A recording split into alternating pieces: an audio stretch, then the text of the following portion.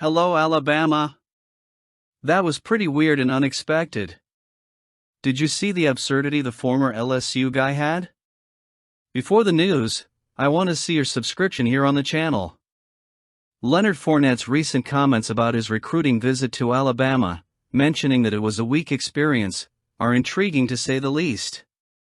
We are talking about one of the most successful programs in college football history, especially during the period in which Nick Saban was at the helm.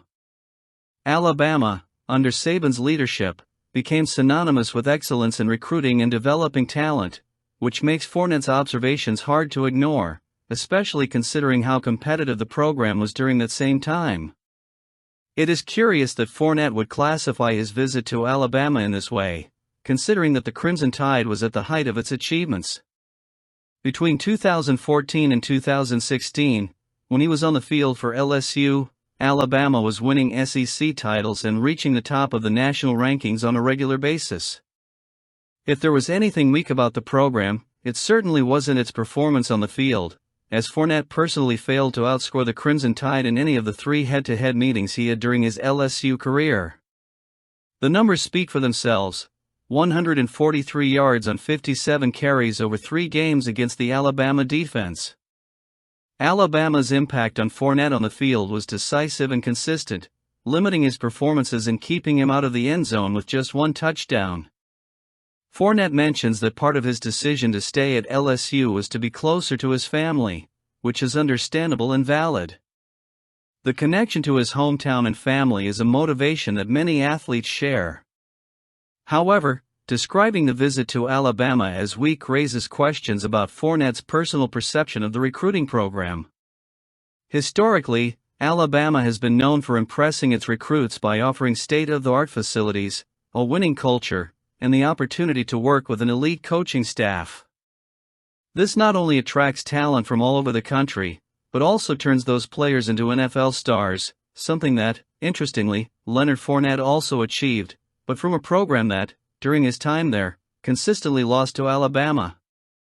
There is also the context that Fournette's college career was marked by back-to-back losses to the Crimson Tide, which may influence his memories of the recruiting process. While he may have had a stronger personal connection to LSU, his reference to his visit to Alabama as weak seems in stark contrast to the success and reputation the program has built and maintained over the years under Nick Saban. It would be interesting to explore further what exactly he meant by that term, because for many who have come through Alabama, the experience is anything but weak. This raises questions about whether Fournette's outlook was shaped by more than what the program itself offered. Fournette's comments are eye-catching, but Alabama's track record, both on the field and in recruiting, speaks for itself. It's possible that Fournette's visit didn't live up to his personal expectations, but looking at the bigger picture, the Crimson Tide has continued to dominate and attract the best talent in the country, securing its position at the top of college football. For a program that has accumulated titles and consistency like few others, these criticisms seem curious, to say the least. What about Bama's big recruit? What's new? Keln Russell, the promising quarterback committed to Alabama, has been making a big impression as he looks to solidify his status as the number 1 QB in the 2025 class. With dominant performances and stats that reflect his immense talent, Russell stands out as not only an important piece for the Crimson Tide's future, but also as one of the best prospects in the country. This high school football season has been a stunner for Russell, who currently plays for the prestigious Duncanville High School in Texas.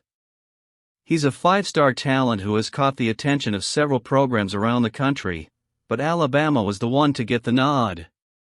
And with the numbers he's putting up on the field, it's easy to see why the Crimson Tide are excited to have him on the roster. In just 5 games, Russell has already thrown for an impressive 1,864 yards and 25 touchdowns, without a single interception, an incredible mark of consistency and accuracy. Additionally, his ability to run the ball makes him a true dual threat, accumulating 140 rushing yards and another touchdown on 18 carries. What really identifies Russell as one of the best quarterbacks in the country, however, is his recent performance. In the game against DeSoto, he was nothing short of phenomenal, throwing for 426 yards and 6 touchdowns, with a 75% completion rate. That 42-20 victory not only highlighted his leadership ability on the field, but also his ability to completely dominate a game. These statistics are a direct reflection of his continued development as a player and his maturity, even while still in high school. For Alabama, the expectations surrounding Keln Russell could not be higher. The Crimson Tide, who have always been synonymous with excellence under Nick Saban and now with Kalen DeBoer at the helm, are looking for a quarterback who can lead the offense in the near future. Russell appears to be ready for the challenge, and his current trajectory only reinforces how promising he is. His performances at the high school level indicate that Alabama will have a quarterback with a rare balance between passing accuracy and mobility, something the program values deeply. What makes this situation even more interesting is the race for the title of best quarterback in the class of 2025. With so many talents competing for the top spot, Russell is clearly standing out. His ability to play under pressure, maintain consistency, and elevate the team in decisive moments are traits that put him in a special place. And, of course, his commitment to Alabama only adds more weight to his future aspirations. Keln Russell's development should be one to watch closely, as he has all the tools to be the next big name for Alabama, a program used to molding talent for the highest level of American football. Let's go! Coach DeBoer impressing? Kalen DeBoer's nomination to the 2024 Paul Bear Bryant Coach of the Year watch list reflects the immediate impact he is making on the Alabama Crimson Tide in his first season as head coach. In a program with such a rich history and a constant expectation of success, DeBoer entered Tuscaloosa with the pressure of continuing the winning tradition that Nick Saban established. And so far, he has delivered in impressive fashion. With a 5-1 record to date, DeBoer has shown he is ready to take on the challenges of the SEC, the most competitive conference in college football. His team is already ranked number 7 in the country, a remarkable feat for a coach in his inaugural season. Of course, the expectations surrounding Alabama will always be high, but DeBoer appears to be more than ready for the responsibility. He took over a team that went through a significant transition after Saban's retirement, and so far, he has guided the Crimson Tide with skill and strategic vision. It's intriguing and somewhat symbolic that DeBoer is on the watch list for an award named after Paul Bear Bryant, one of the greatest coaches in college football history and a legend at Alabama. DeBoer joins a select group of coaches who have left their mark in Tuscaloosa, including Gene Stallings, who won the award in 1992, and Nick Saban himself, who won the honor in 2020 after another dominant season. That connection to Alabama's winning tradition is undeniable, and DeBoer is clearly determined to continue that legacy. The competition for the award will be fierce, especially within the SEC itself, with 6 other coaches from the conference, including Georgia's Kirby Smart and LSU's Brian Kelly, also being nominated. However, DeBoer's performance thus far, amid the intense pressure of following in Saban's footsteps, puts him in a unique position. He has not only kept the Crimson Tide among the top forces in college football, but he has also brought his own approach and renewed energy to the program. His nomination for Coach of the Year is proof that he is on the right track, and while there are still many games left this season, what we have seen so far suggests that the Crimson Tide will continue to be a team to be feared.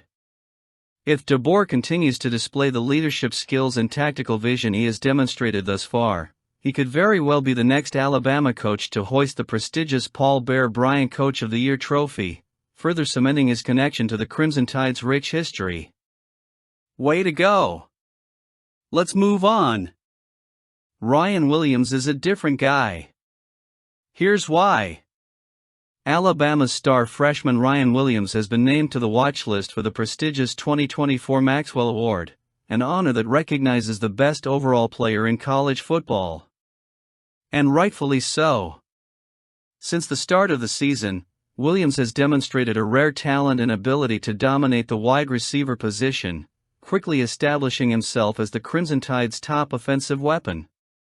With 23 receptions for an impressive 576 yards and 6 touchdowns, he is already leading the SEC in several important categories. Williams' 25 yards per reception average ranks him at the top of college football, a statistic that demonstrates not only his explosiveness but also his ability to turn any play into a major win for the team. With just a few weeks of college football experience, Williams has already proven himself to be a force to be reckoned with, both in the conference and on the national stage. Williams' Maxwell Award recognition puts him alongside recent Alabama greats A.J. McCarron, Derrick Henry, Tua Tagovailoa, Devonta Smith, and Bryce Young, all previous winners of the award. It shows that he is following a path paved by some of the program's greatest players, and the hype surrounding his future could not be higher. Even more impressive is the fact that he is competing for the award alongside his teammate, quarterback Jalen Milroe, who is also on the watch list. What sets Ryan Williams apart is his maturity on the field. Despite being just a freshman, he is playing with the confidence and skill of a veteran, which is a huge advantage for Alabama this season. The connection he has built with Milroe has also been a highlight of the season.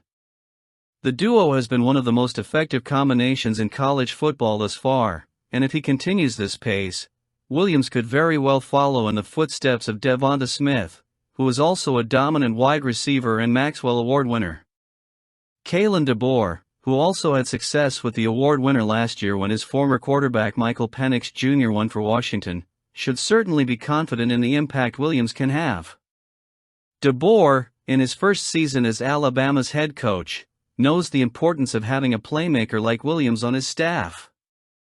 It's that kind of talent that can transform a season and take the Crimson Tide back to the top of college football.